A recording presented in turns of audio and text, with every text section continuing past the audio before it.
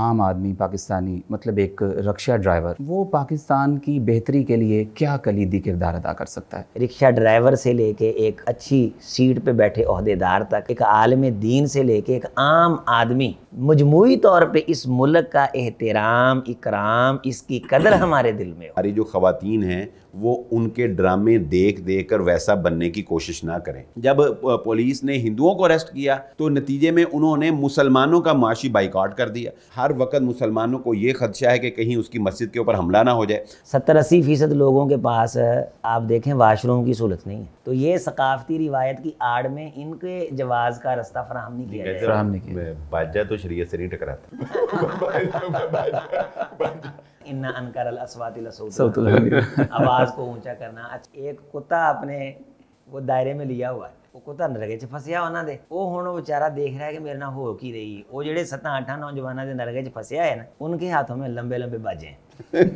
ओए होए, उन्होंने उसकी वो आत्मा रोली है ना कि पता चलता है कि ये जश्न आज़ादी जो है मनाने के ये भी अंदाज जनाब मुख्तलिफ जगह पे जो है वो चल रहे हैं। अस्सलामु अलैकुम वरहमतुल्लाहि वबरकातुहू। मैं हूँ हसनैन इफ्तिखार और आप देख रहे हैं AB मीडिया की नशरियात। ख़वातीन और नाज़रीन, आपको पता है कि पाकिस्तान के मसाइल और वसाइल इनके ऊपर तवज्जो रखना और पाकिस्तान के मसाइल का सलूशन तलाश करना और उसको हल करना, वही कौमें ज़िंदा रहती हैं जो अपने मसाइल और वसाइल पे सोचो विचार करते रहते हैं और उसकी बेहतरी के लिए कोशिश करते हैं। और वो कौमें मफ़कूद हो जाती हैं और इस कुर्राए अर्ज़ी से मिटा दी जाती हैं जो अपने वसाइल और मसाइल की बेहतरी के लिए कोशिश नहीं करती।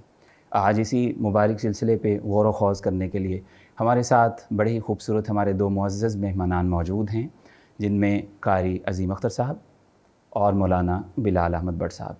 अस्सलामु अलैकुम वरहमतुल्लाहि वबरकातुहू। जी, कैसे हैं आप? खैरियत से? मैं कारी साहब आगाज़ आपसे करना चाहूँगा। पाकिस्तान के मसाइल दिन ब दिन बढ़ते जा रहे हैं और काफ़ी सदियाँ और काफ़ी अरसा गुज़र चुका। हम देखते हैं कि इसकी बेहतरी के लिए बहुत सारी हुकूमतें आईं और बहुत सारी इसके लिए कारकर्दगी पेश की जाती रही। अब एक सादा रो मुसलमान, एक आम आदमी पाकिस्तानी मतलब एक रिक्शा ड्राइवर, वो पाकिस्तान की बेहतरी के लिए क्या कलीदी किरदार अदा कर सकता है? इस बारे में आपकी क्या राय है? बिस्मिल्लाह वस्सलातु वस्सलामु अला रसूलिल्लाह। हज़रत कारी साहब, किसी भी चीज़ में आप अगर कोई किरदार अदा करना चाहते हैं, पहले तो ये है कि उस चीज़ की आपकी नज़र में कोई वैल्यू होनी चाहिए कि आप समझें कि ये कोई चीज़ है। तो पाकिस्तान छोटी मोटी चीज़ नहीं है, ये अल्लाह ताला की बहुत बड़ी नेमत है और अल्लाह ताला का इनाम भी है और अल्लाह का एहसान भी है। हम अगर 5 मरले के किसी मकान में रहते हैं, उसका हम रेंट देते हैं और वैसे हमें कोई नहीं रहने देता, लेकिन ये इतना बड़ा मुल्क अल्लाह ताला ने हमें चलने फिरने के लिए अता किया है। कुरान मजीद में भी अल्लाह ने फरमाया फमशू फी मनाकिबिहा वकुलू मिर रिज़्क़ी, कि रस्तों में चलो और उसमें से उगने वाले फलों से खाओ, लेकिन उसका शुक्रिया ज़रूर अदा करो। तो सबसे पहले तो ये है कि हमारे दिल के अंदर इसकी कदर होनी चाहिए। मिन हैसुल कौम, ये बुनियादी चीज़ है।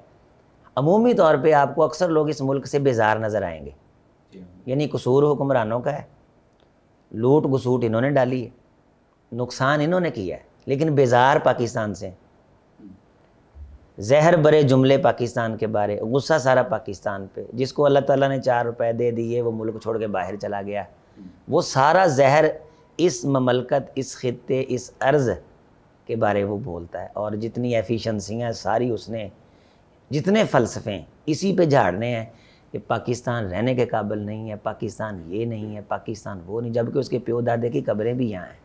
यूरोप में तो इन लोगों को वो दफन भी नहीं होने देते। तो इस पाकिस्तान की नेमत का मिन हैसुल कौम, छोटे से लेके बड़े तक, रिक्शा ड्राइवर से लेके एक अच्छी सीट पे बैठे ओहदेदार तक, एक आलिम दीन से लेके एक आम आदमी, खानदा हो ना खानदा हो, कोई भी हो, मजमूई तौर पे इस मुल्क का एहतराम, इकराम, इसकी कदर हमारे दिल में हो कि ये अल्लाह ताला की नेमत है। और दूसरे नंबर पे इब्राहीम अलैहिस्सलाम जब मक्का मुकरमा की तरफ आए हैं तो तब तक तो कोई सहूलतें नहीं थी वहाँ।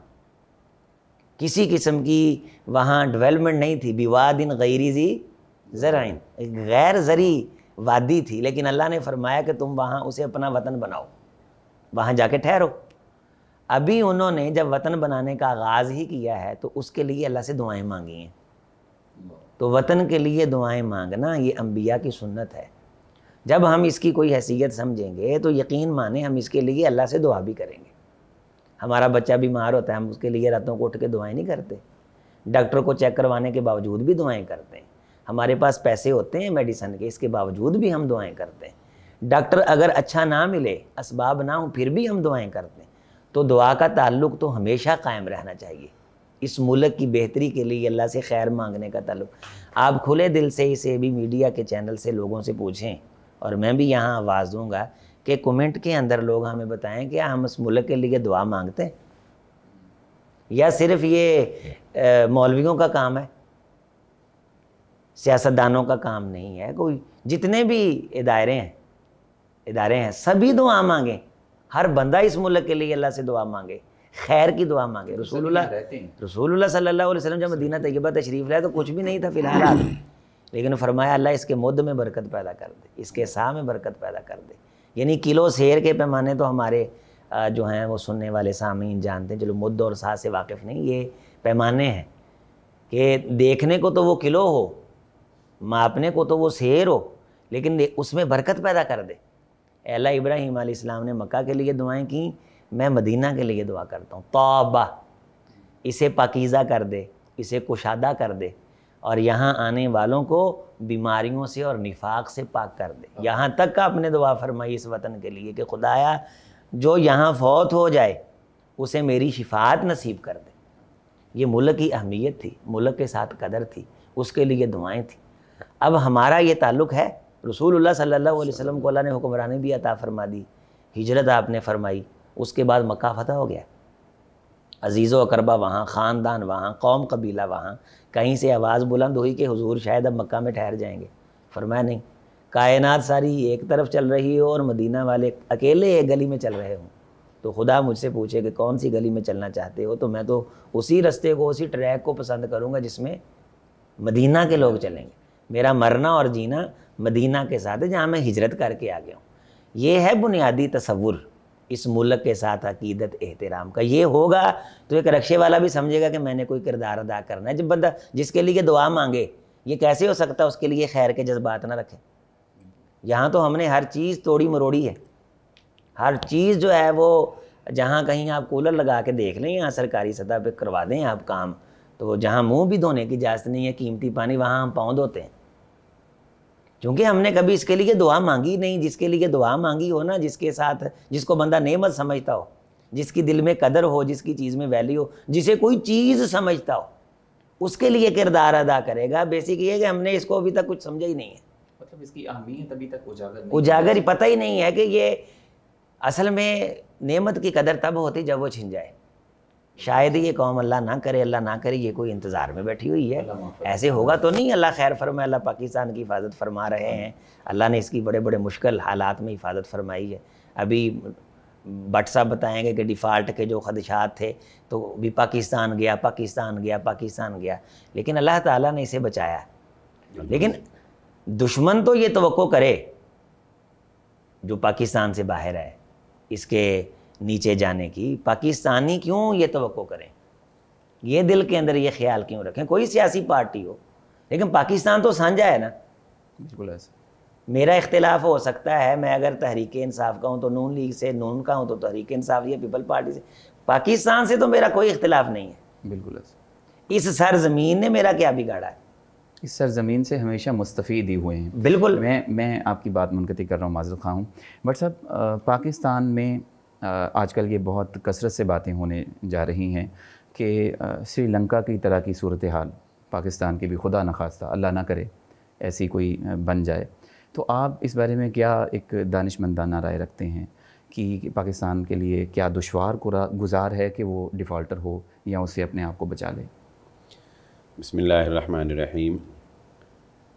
قاری صاحب، بنیادی طور پر اس سوال پہ تو جو ہمارے معیشت کے ماہر لوگ ہیں وہ زیادہ بہتر اس کی رہنمائی کر سکتے ہیں کہ کیا اسباب اور کیا وجوہات ہیں اور کیسے اس کو بچایا جا سکتا ہے یا کیسے جو ہے وہ اس سے نکلا جا سکتا ہے. لیکن ہم ایک دینی اعتبار سے جو جج کر سکتے ہیں اس پہ تھوڑی سی بات کر لیتے ہیں کہ دینی اعتبار سے ہم پاکستان کے کو یہاں تک کیوں پہنچا, کیسے پہنچا اور ہم اس کو کیسے بچا سکتے ہیں. دوسری بات اس پہ آنے سے پہلے قاری عظیم اختر صاحب نے جو بات کی بڑی اچھی کہ پاکستان جو ہے یہ ایک نعمت ہے اور اس نعمت کی قدر جو ہے وہ ہمیں سمجھنی چاہیے. میں یہاں یہ بات اپنے ناظرین کو سمجھانا چاہوں گا کہ نعمت کی قدر انسان کو سمجھانے کے لیے ایک اصول ہے. یعنی آپ اگر کسی کو بتانا چاہتے ہیں نا کہ بھئی تیرے پاس جو یہ کچھ ہے نا یہ بہت بڑا انعام ہے, یہ اللہ تعالیٰ کی بہت بڑی نعمت ہے. نعمت انسان اس وقت تک اس کو نعمت نہیں سمجھتا جب تک کہ اس کو وہ رخ نہ دکھایا جائے کہ جس کے پاس وہ نعمت نہیں ہے. اللہ تعالیٰ نے قرآن مجید میں بھی یہی اصول اختیار کیا ہے کہ انسان مسلمانوں کو یاد کروائے, یاد کرو وہ وقت جب تم کمزور تھے اور تمہیں ہر وقت خدشہ لگا رہتا تھا کہ تمہیں جو ہے وہ کسی بھی وقت کوئی بھی جو ہے وہ مار دے گا. ٹھیک ہے, یعنی مکے والا دور یاد کرو تو تمہیں مدینے کی نعمت کا احساس ہوگا. یعنی اچک لیے جاؤ گے, کسی بھی وقت کوئی بھی حادثہ پیش آ سکتا. اسی طرح اب ہم جب دیکھتے ہیں کہ کسی بندے کو اللہ رب العزت نے صحیح اعضاء دیے ہیں, اس کے ہاتھ پاؤں آنکھیں سلامت ہیں, اور وہ ہمیں کوئی شکوہ کرتا نظر آتا ہے تو ہم اسے کیا کہتے ہیں؟ اسے کہتے ہیں یار کم از کم یہ دیکھو اللہ تعالیٰ نے تمہیں کوئی بیماری نہیں ہے, تمہارے اعضاء سلامت ہے, تمہاری آنکھیں سلامت ہے, تمہیں کوئی درد نہیں ہے, تم کھا کے سوتے ہو اپنی مرضی سے, تمہیں کوئی شوگر بلڈ پریشر کچھ نہیں ہے. اگر تم اس کو نعمت نہیں سمجھتے تو جا کے ہاسپٹل میں دیکھو لوگوں کو, تمہیں پتہ چل جائے کہ نعمت کیا ہوتی ہے, تمہیں اندازہ ہو جائے گا نا. اچھا, جب تک انسان ان کو نہیں دیکھتا اسے اپنی اس نعمت کا احساس نہیں ہوتا, اندازہ نہیں ہوتا. وہ سمجھتا ہے یہ تو نارمل چیز ہے, یہ ہوتی ہے, ہر ایک کے پاس ہی ہوتا ہے, ہر ایک کے ہاتھ ہوتے ہیں, ہر ایک کا ٹانگیں ہوتی ہیں, ہر ایک کے پاس ہی.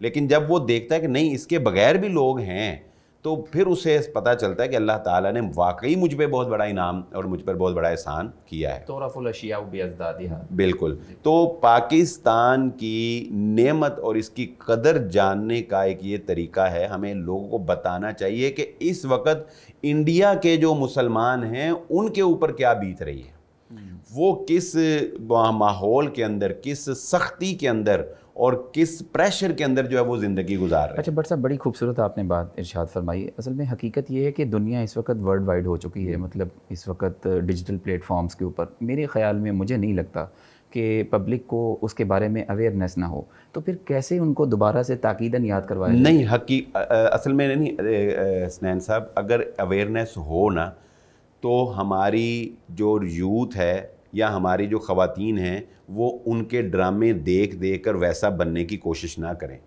ہمارے جو نوجوان ہیں وہ ان کے گلوکاروں کو فالو نہ کریں, ان کے اداکاروں کو فالو نہ کریں, ان جیسے سٹائل نہ بنائیں, ان کی ہولیوں کو اپنے اسکولوں میں متعارف کروانے کی کوشش نہ کریں, ان کے گانوں کو ہر وقت کانوں میں نہ سنیں. ٹھیک ہے, یعنی ہمارا انڈیا کے ساتھ یہ والہانہ محبت کا جو رویہ ہے کہ ان کے ڈرامے, ہمارے تو ایک وقت تھا یقین مانے کہ پاکستان کے اندر گو کہ فلم ایک بری چیز ہے, لیکن پاکستان کے اندر سینموں کو چلانے والی فلم انڈیا کی فلم ہوتی تھی. یعنی پاکستانی فلم جو ہے وہ اگر چلاتے تھے تو سینما نہیں چلتا تھا, انڈین فلموں کی بیس پہ سینمے چلتے تھے. مطلب کہنے کا مقصد کیا ہے کہ فلم بری چیز ہے, لیکن ہمیں تو اگر ہم برائی میں ہی دیکھ لیں تو ہمیں برائی میں بھی انڈیا زیادہ پسند ہے. ٹھیک ہے, یعنی ہمارے اچھا اس کے باوجود کہ اب میں اس پر زیادہ تفصیل سے بات نہیں کرنا چاہتا, اب انڈیا نے باقاعدہ اسلام, پہلے وہ بناتے تھے فلمیں پاکستان دشمنی میں, اب وہ اسلام دشمنی میں فلمیں بنا رہے ہیں. ٹھیک ہے, ان کی فلم آئی 72 72 ہورے, ان کی کریلا فلم میں سٹوری آئی, پھر اس کے بعد ان کی جو کشمیر فائل جو ہے وہ فلم آئی, اور اسی طرح یعنی جتنی انہوں نے اب یکے بعد دیکھے 4-5 فلمیں جو انہوں نے بنائی ہیں نا وہ ٹوٹل اسلام دشمن پہ فلم انہوں نے بنائی. اچھا خیر, ہم بات یہ کر رہے تھے کہ اس کے جب آپ ان کی حالت دیکھیں گے نا تو آپ کو اندازہ ہوگا, لیکن ہمارے میڈیا پہ وہ دکھایا نہیں جاتا. اصل بات یہ بات ہمارے میڈیا پہ وہ اچھا इंडिया का जो मीडिया है उसका प्रोपेगेंडा बहुत फास्ट है, बहुत पावरफुल है। वो पाकिस्तान की हालत ज़ार दिखाता है कि पाकिस्तान के अंदर लोग जो हैं वो मुश्किल में हैं, पाकिस्तान के अंदर ये हो गया, पाकिस्तान के अंदर। हमारा मीडिया, आप मुझे बताएं, पाकिस्तान का कोई न्यूज़ चैनल मुझे दिखा दें, कोई मीडिया दिखा दें जिसने इंडिया में मुसलमानों की जो हालत ज़ार है उसके ऊपर आवाज़ उठाई हो, आप मुझे बता दें। कोई भी नहीं। मैं मतलब नाजरीन हमारे हमें कमेंट्स में बता सकते हैं भाई फ़लाँ जो है हमारा चैनल है वो इंडिया में मुसलमानों के हकूक़ के लिए बोलता है, या इंडिया में मुसलमानों के ऊपर जो जुल्म सितम ढाया जा रहा है उसके ऊपर बोलता है। मैं इसकी एक छोटी सी एग्जांपल देता हूँ। दो कौमी नज़रिए में भी लोगों को समझ आ जाएगी कि दो कौमी नज़रिया उस वक्त जो हमारे आबा व अजदाद ने जिसकी बुनियाद पे पाकिस्तान कायम हुआ, या कायदे आज़म मोहम्मद अली जिन्ना जिसके ऊपर पुख्ता तौर पर स्टैंड लिया, और अल्लामा इकबाल ने जो ख्वाब देखा, तो अगर कोई बंदा ये समझता है ना कि उस वक़्त दो कौमी नज़रिया गलत था, या जो बंदा ये समझता है कि पाकिस्तान का क़याम ना होता तो शायद आज पता नहीं क्या हो जाता, या जिन्होंने पाकिस्तान हिजरत की उन्होंने कोई गलत फ़ैसला किया, पाकिस्तान बना के कोई गलत फ़ैसला किया, उनको मैं सिर्फ़ ये एक एग्ज़ाम्पल दे देता हूँ, वो मेरी इस एक जो है ना बात का जवाब दे दें। 1947 से लेकर 2023 तक इंडिया के अंदर 37,000, कारी साहब कितने, 37,000 हिंदू मुस्लिम फसादात हो चुके हैं, जो ऑफिशियल रिकॉर्ड है उनका। जो दर्ज नहीं हुए वो पता नहीं कितने हैं, या जो छोटे लेवल पे रह गए 2-4 महल्ले की लड़ाई वो पता नहीं कितने ऑफिशियल, जो ऑफिशियल रिकॉर्ड है, जो बड़े लेवल के ऊपर जिन्हें फसाद बोला जा सकता है, जिसमें कोई खून बहा है, जिसमें कोई कत्ल गारत हुआ है, जिसमें कोई गोली चली है, कोई हथियार इस्तेमाल हुआ है, वो 37,000 फसादात। बल्कि दूर क्या जाना यार, पिछले हफ्ते की खबर आप देख लें, हरियाणा के अंदर हिंदुओं ने मुसलमानों की मस्जिद के ऊपर रात को हमला करके आग लगा दी। 26 साल के इमाम मस्जिद को जो है वो उन्होंने शहीद कर दिया। और नतीजे में जब पुलिस ने हिंदुओं को अरेस्ट किया तो नतीजे में उन्होंने मुसलमानों का माशी बाइकआउट कर दिया। उस सारे चक्कर में हिंदुओं को खुश करने के लिए पुलिस ने मुसलमानों के घर मिसमार कर दिए।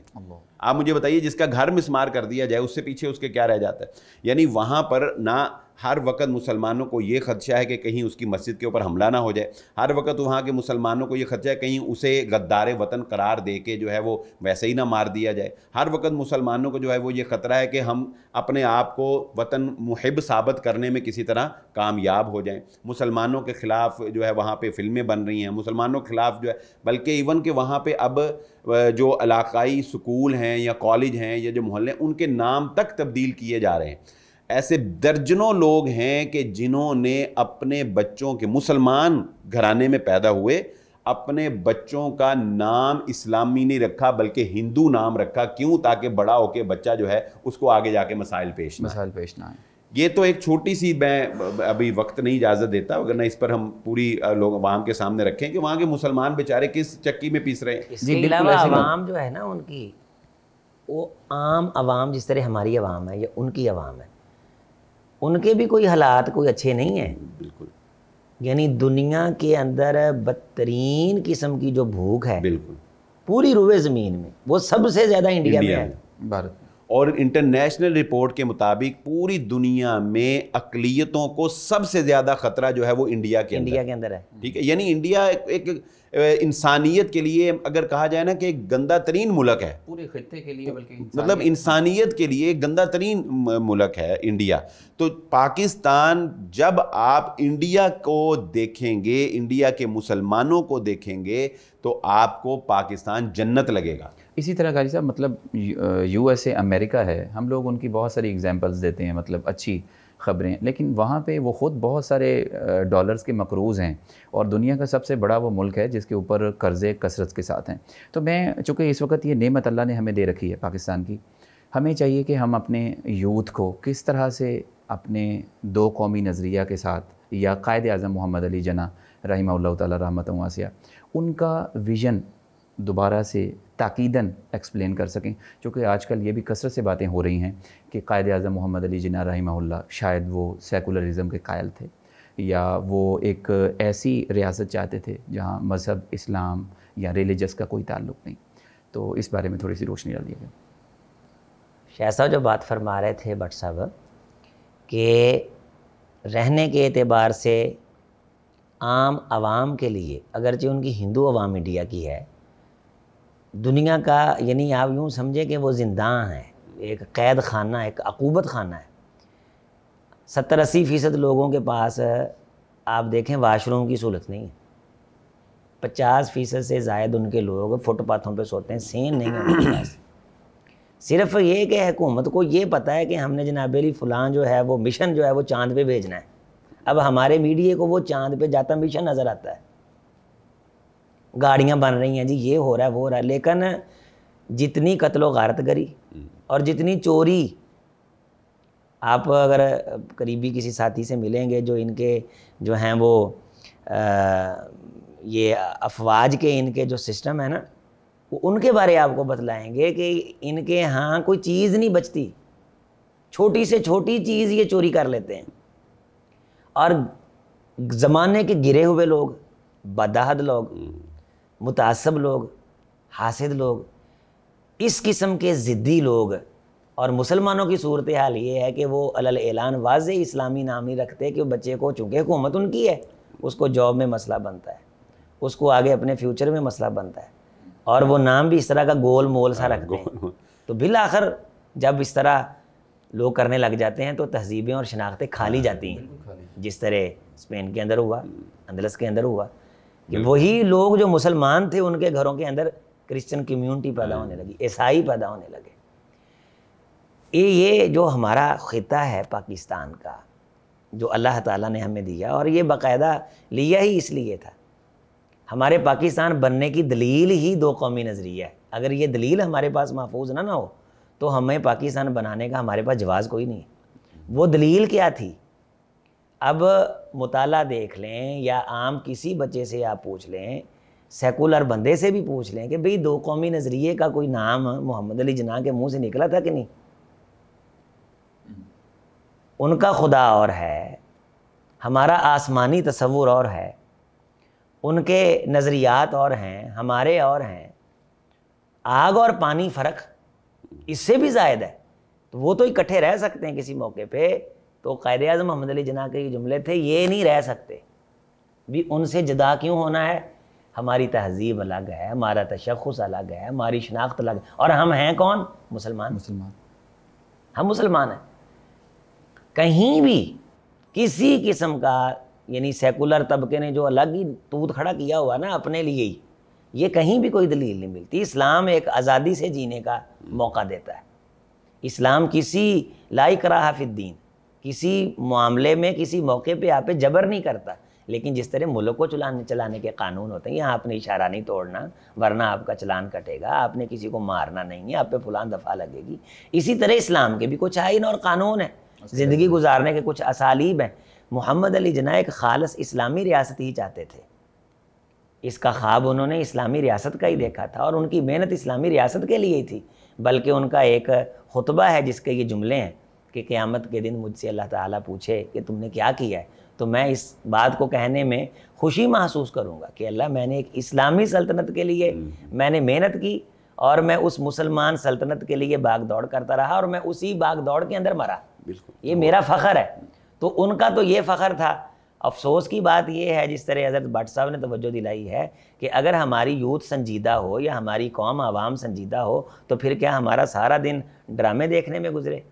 پہلے تو پاکستان کے خلاف فلمیں تھیں، اب اسلام کے خلاف فلمیں، اور ان کی جتنی زیادہ اس فلم کی ان کو جو ہے وہ آمدن ہوتی ہے، اس کے اندر ہمارا بھی کردار ہے۔ ویسے ہم انڈیا کے خلاف ہیں، ویسے ہم انڈیا کے جناب علی خلاف ابھی 14 اگست کو نکلیں گے، اور جناب علی ان کو بہت کچھ ہم کہیں گے، ہماری یوتھ بڑے ترانے اور نعرے جناب علی گائے گی، اور اپنوں کو بھی کچھ کرے دے گی بیچ میں کہ فلاں کا جو کردار ہے، فلاں کا کردار ہے اس ملک کو پیچھے لے جانے میں۔ لیکن ہمیں بھی کم از کم یہ شعور تو ہو، غیرت تو ہو، ملک کے بارے عصبیت تو ہو کہ ہمارا یہ ملک ہے، ہم اس میں رہتے ہیں، یہ پاکستان ہے، ہمارے والدین کی آماج گاہ ہے، اس کے لیے قربانیاں دیں، اس کے یہاں آسانی سے ہم پہنچ گئے، یہاں ہمیں آسانی سے آنے دیا گیا ہے۔ وہ کون سی رکاوٹیں تھیں جہاں ہم جانیں عصمتیں قربان کر کے یہاں پہنچے ہیں؟ ابھی تک تو وہ نسلیں موجود ہیں جن کے جسموں کے اندر زخم ہیں، اور ابھی تک وہ نشانات باقی ہیں اس ملک کو حاصل کرنے کے، لیکن ان کو ابھی تک یہ بھی نہیں پتہ چلا کہ پاکستان بنایا کس لیے تھا۔ اس سے بڑھ کے غیر سنجیدگی کیا ہوگی؟ غیر سنجیدگی کیا ہوگی؟ ابھی تو وہ ان شہداء کا لہو بھی مطلب وہ خشک نہیں ہو سکا. بٹ صاحب آپ سے میں در حقیقت یہ قاری صاحب کا سوال اور بات بڑی خوبصورت ہے کہ یوتھ کی تربیت وہ میڈیا کے ساتھ اس وقت ریلیونٹ ہے. آپ کیا سمجھتے ہیں مطلب کہ ایک پرائیویٹ میڈیا کیا کردار ادا کر سکتا ہے ہمارے یوتھ کو ہسٹوریکل ہسٹری آف پاکستان بتاتے ہوئے؟ کیسے ان کو یاد رہے کہ ہمارا یہ دی ٹو نیشن نظریہ تھا، یا قائد اعظم محمد علی جناح یہ چاہتے تھے، یا پاکستان لا الہ الا اللہ کے نام پہ بنا؟ کیسے مذہب کے ساتھ اس کو ریلیٹڈ کیا جائے اور یوتھ کی تربیت کی جائے؟ قاری صاحب میں وہ آپ کی اس بات سے پہلا جو سوال تھا وہ ہمارا درمیان میں ہی رہ گیا، گفتگو دوسری طرف چلے گی، اس پہ تھوڑی سی بات کر لیں کہ جیسے کہ پاکستان کے معاشی صورتحال پہ ہم نے جو ہے وہ ڈسکس کیا. تو دیکھیں یہ تو ایک دو ٹوک سی بات ہے کہ پاکستان کی معیشت کو جو اس زوال تک پہنچانے میں سب سے بڑا جو کردار ہے میں سمجھتا ہوں وہ دو بنیادی چیزیں، ان میں سے نمبر ایک تو سود ہے. ٹھیک ہے، ہم نے جب سود کو ویلکم کیا اور اس سے ہم نے توبہ نہ کرنے کا عزم کیا، بجائے اس کے کہ ہم اگر ہم سے غلطی ہو گئی تھی تو ہم اس سے توبہ کرتے اور اس کو جلد از جلد ختم کرنے کی طرف جاتے، ہم نے اس کو آگے بڑھایا، مزید سود در سود لے کے آج ہم نے پاکستان کو یہاں تک پہنچا دیا. ایک تو یہ بات ہے. اور اچھا اس میں ہم دیکھیں یہ بات بڑی آسان ہوتی ہے، ہم نا جب بھی کوئی بات ہوتی ہے تو ہم کہتے ہیں جی حکمرانوں نے ایسے کیا، لیکن ٹھیک ہے مانا کہ یہ فیصلے حکمرانوں کے ہی تھے، لیکن اگر آپ ایک عام 20-25 ہزار پہ ایک فیکٹری میں جاب کرنے والے بچے کو دیکھیں گے نا تو وہ بھی اپنے موبائل کو بلا وجہ اپ گریڈ کرنے کے لیے سود لینے پر بالکل آمادہ ہے.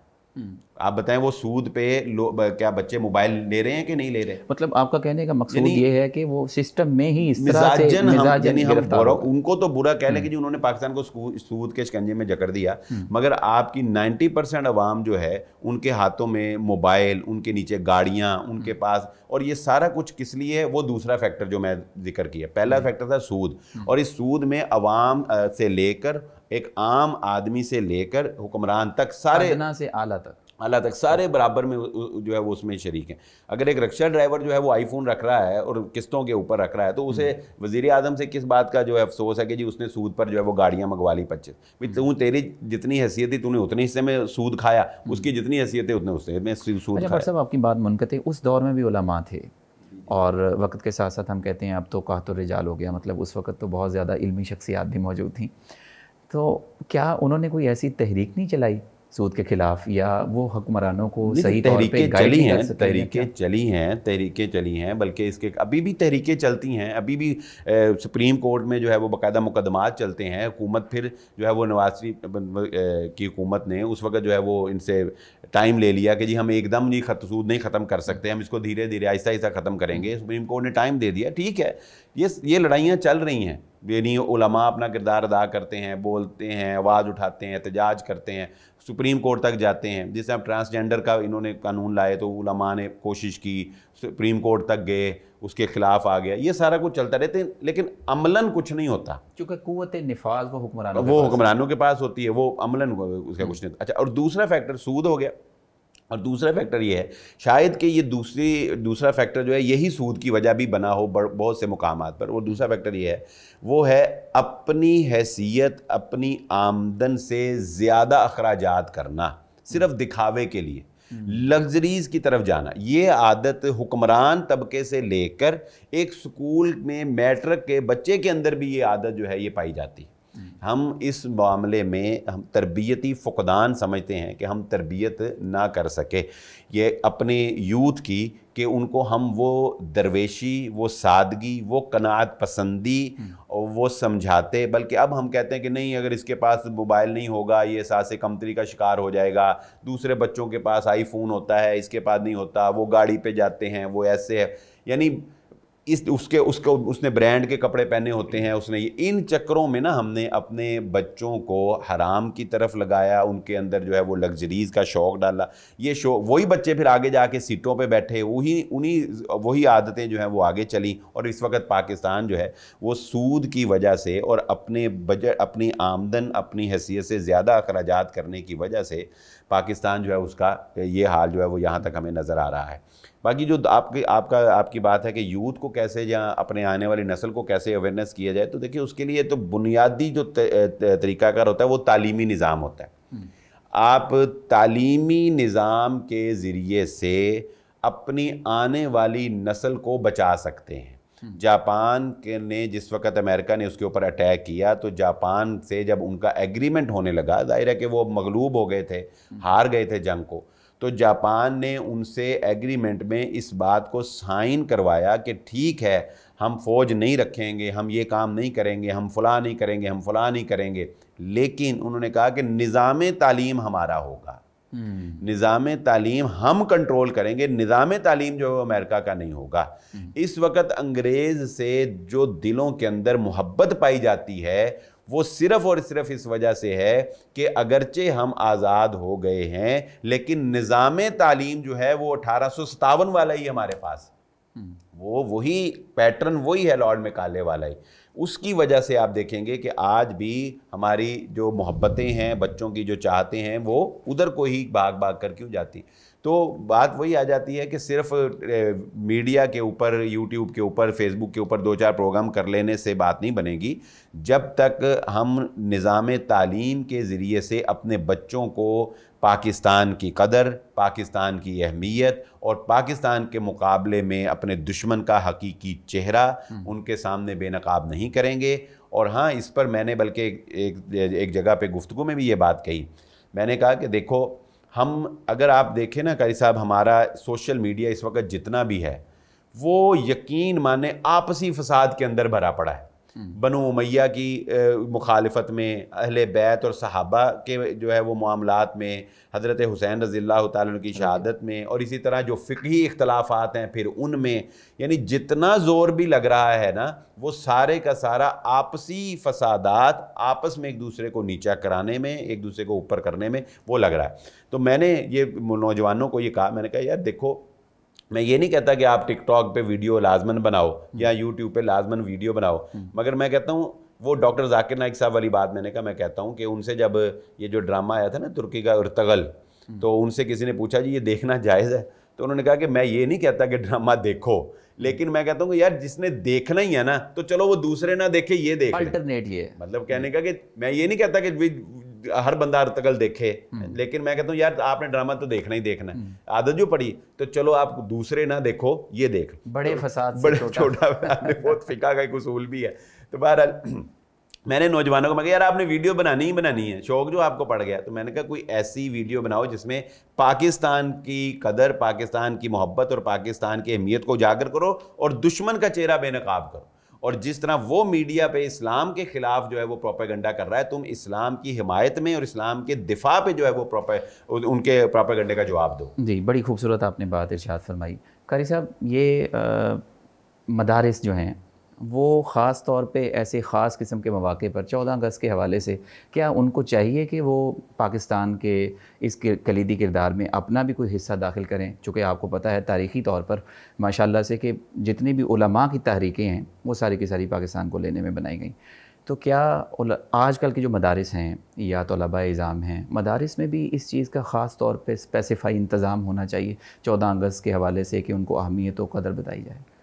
पाकिस्तान में जितने भी मदारस हैं, देवबंद मकतब के हों, बरेलवी मकतब के हों या अहले हदीस मकतब के हों, ये सभी असलन उस नज़रिया पाकिस्तान के मुहाफ़िज़ हैं, उस बुनियाद और उस दलील के मुहाफ़िज़ हैं जिस दलील की बुनियाद पे पाकिस्तान का मदलूल यानी मौजूद है। बाकी रही बात ये कि 14 अगस्त के हवाले से ये तकरीबात जो इस किस्म की करनी है, ये कोई आपके इस्लामी मामलात के साथ इसका ताल्लुक़ नहीं होता कि आप ये कहें कि ये बिदत है, ये जायज़ है, ये नाजायज़ है। बाज़ बंदों को पूरा दीन ईमान इस मौके पे याद आ जाता है। ये आपके कुछ मुल्क के एक आम मामलात होते हैं, सकाफ़ती रिवायात होती हैं, इंतज़ामी मामलात होते हैं, उसमें हम मदरसों वाले ने ढोल थोड़ी बजाना कारी साहब, या सुबह सुबह वहाँ आलम लोहार के नगमों से आगाज़ थोड़ी होना है, या जनाब अली यहाँ तो ये लगा लेंगे बाजे नौजवान अच्छा वो पाँ की बजाय छाँ करे। बड़े बड़े संजीदा बंदों ने बाजे पकड़े हुए हैं और अच्छा खासा बंदा जा रहा है, माशाल्लाह अपने ध्यान तो पीछे से पाँव होती है। इस तरह यानी बद तहजीबी की जो है, बद तहजीबी फैलाने वाला मदरसे का कोई आपको नौजवान नहीं मिलेगा। पिछले दिनों कराची का ना एक क्लिप भी आया था, वो मज़ार कायद पे ना वो एक बंदा बाजे, इतने बाजे बजा रहा था, तो नीचे उन्होंने लिखा हुआ था कि ये हज़ारों की तादाद में, हाँ, कायद आज़म को ये उठा के ही रहे, जगा के ही रहे। इस किस्म की तो बद तहजीबी इदारों में नहीं होती। कम अज़ कम जब मदारस के अंदर इस दिन इस तारीख़ की अहमियत से वाज़े किया जाता है, असलाफ़ की कुर्बानियों से, उनके नज़रियात से आगाह किया जाता है और ये बताया जाता है कि हम किस बेस और दलील पे बैठे हैं, तो आगाज़ खैर से होता है। कम अज़ कम सकाफ़ती रिवायात को मनाने का ये तरीक़ा नौजवान नस्ल को बताया जा सकता है। ये भी एक रास्ता है, ये भी एक तरीका है। साहब आपको शायद याद होगा उस्ताद मोहतरम मौलाना यूनुस भट्ट साहब रहमतुल्लाह ताला, उन्होंने तो परचम कुशाई की तकरीब जामिया सल्फिया में मुनक़द करवाई थी। आप पता नहीं शायद होती है कि नहीं, लेकिन मैंने एक दो दफ़ा, हाँ, यानी ये परचम कुशाई की तकरीब जो है जामिया सल्फिया में हुई। जामिया सल्फिया एक दीनी मदरसा इदारा है, एक दीनी इदारा है अल्हम्दुलिल्लाह। ये सकाफ़ती रिवायात जो हैं इनका इस किस्म की, यानी आप उसे बिदत कहें या आप दीन कहें, ये इनके साथ इनका ताल्लुक़ नहीं होता। उर्फ़ मुआशरे के अंदर कुछ चलने वाली ऐसी रिवायात जो शरीयत से ना टकराती हों, शरीयत उनमें मुदाखलत नहीं करती, दीन उनमें मुदाखलत नहीं करता। जो चीज़ मुआशरे के अंदर चल रही हो और शरीयत के किसी अमर से टकरा रही हो, शरीयत उसमें मुदाखलत करती है। इस्लाम इजमाल है, तफसील नहीं है, यानी इजमाली तौर पे हुक्म बयान कर देगा, उसमें फिर बहुत सारी चीज़ें आ जाएंगी, चंद खराबियों की तरफ इशारा कर देगा। जिस तरह रसूलुल्लाह सल्लल्लाहु अलैहि वसल्लम के पास कुछ लोग दम के बारे मालूमात लेने के लिए पेश हुए, हाजिर हुए, तो आपने फरमाया कि ये चीज़ें अगर नहीं हैं तो कर लिया करो, उसमें शिरकिया लफ्ज़ ना हो, उसमें कोई तवहुम ना हो, उसमें कोई इस किस्म की चीज़ ना हो। बाकी जो तुमने लफ्ज़ दम के लिए पढ़ते हो, अल्लाह का नाम लेते हो, कलाम पढ़ते हो, वो तुम्हारे लिए जायज़ है। इसी तरह सकाफ़ती रिवायात के अंदर भी अगर कोई चीज़ शरीयत से टकराती है, मसलन वहाँ म्यूज़िकल शो हो रहा है, नौजवान नस्ल को नचाया जा रहा है, डांस हो रहा है, आवारगी हो रही है, या कोई अल्लाह की ज़ात मुआफ़ फरमाए इस जश्न की खुशी में कोई शराब नोशी का प्रोग्राम किसी ने तरतीब दिया हुआ है, गाने बजाने की मजालस का इनेकाद किया, ये शरीयत से टकरा रही हैं, तो ये सकाफ़ती रिवायत की आड़ में इनके जवाज़ का रास्ता फराहम नहीं किया जाएगा। बाजा तो शरीयत से नहीं टकराता है।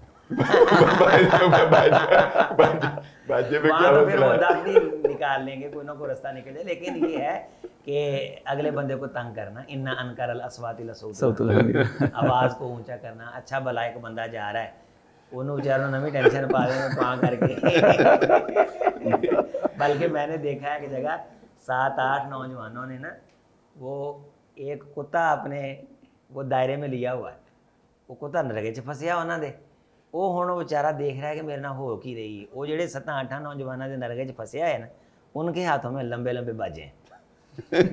ओए होए, उन्होंने उसकी वो आत्मा रोली है ना कि पता चलता है कि ये जश्न आज़ादी जो है मनाने के ये भी अंदाज मुख्तलिफ जगह पे जो है वो चल रहे हैं। तो मदारस के अंदर तो सकाफत है, तहजीब है, तमद्दुन है, वज़ादारी है, शरीयत की नुसूस की पासदारी है। इस मौके पे ब्रीफिंग करना, वैसे तो यौमुल वतनी के बारे सऊदीया के उलमा के अंदर भी 2 राय पाई जाती हैं। असल राय का इख्तिलाफ होता है कि इस दिन को जवाज़ बना के फिर ये खराफात के जो दरवाजे खुलते हैं ना, असल इख्तिलाफ हमें इससे, वगरना पाकिस्तान की तारीख को दोहराना, किसी दिन के बहाने इसको याद करवाना, जिस तरह बनी इसराइल को आज़ादी मिली तो उस दिन की वो याद में हर साल रोज़ा रखते थे, हर साल रोज़ा रखते। आप सल्लल्लाहु अलैहि वसल्लम ने फरमाया नाहनु आक़ू भी मूसा, हम तो मूसा अलैहिस्सलाम के ज़्यादा करीबी हैं, नबी तो आपस में भाई हैं, तो हम भी रोज़ा रखेंगे। यानी उनको अल्लाह ने आज़ादी दी, उनकी इस खुशी का शुक्राना हम भी अदा करेंगे। तो साल के बाद ही ये दिन आता था ना, तो इस मौके पे खैर का काम करते, दुआ मांगे मुल्क के लिए, खैर का काम करें। और यकीनन हमारे मदारस के अंदर जब ये तकरीबात होती हैं तो खैर का मंजरनामा ही होता है, खैर के बारे ही ब्रीफ किया जाता है, और तलबा को इस मुल्क से मोहब्बत उस बारे आगाह किया जाता है, इसको हासिल करने के बारे जो कुर्बानियाँ दी हैं उस बारे ब्रीफ किया जाता है। और यकीनन ऐसे प्रोग्राम होने चाहिए। जी, बहुत शुक्रिया आपकी तशरीफ़ आवरी का, आपने अपने कीमती औक़ात में से हमें वक़्त दिया। ख़वातीन व नाज़रीन, बहुत ही खूबसूरत और दानिशमंदाना फ़हीम गुफ्तगू आपने हमारे माहिरीन से सुनी। पाकिस्तान एक वाक़यातन एक अज़ीम नेमत है और हर शख्स को अदना से आला तक اسے اپنا اپنا اس کی بہتری کے لیے کردار ادا کرنا چاہیے۔ ہمارے چینل کو سبسکرائب ضرور کیجیے، اپنی آراء سے ہمیں کامنٹ میں ضرور بتائیے، اور دیکھتے رہیے اے بی میڈیا۔ فی امان اللہ، اللہ حافظ، والسلام علیکم ورحمۃ اللہ وبرکاتہ۔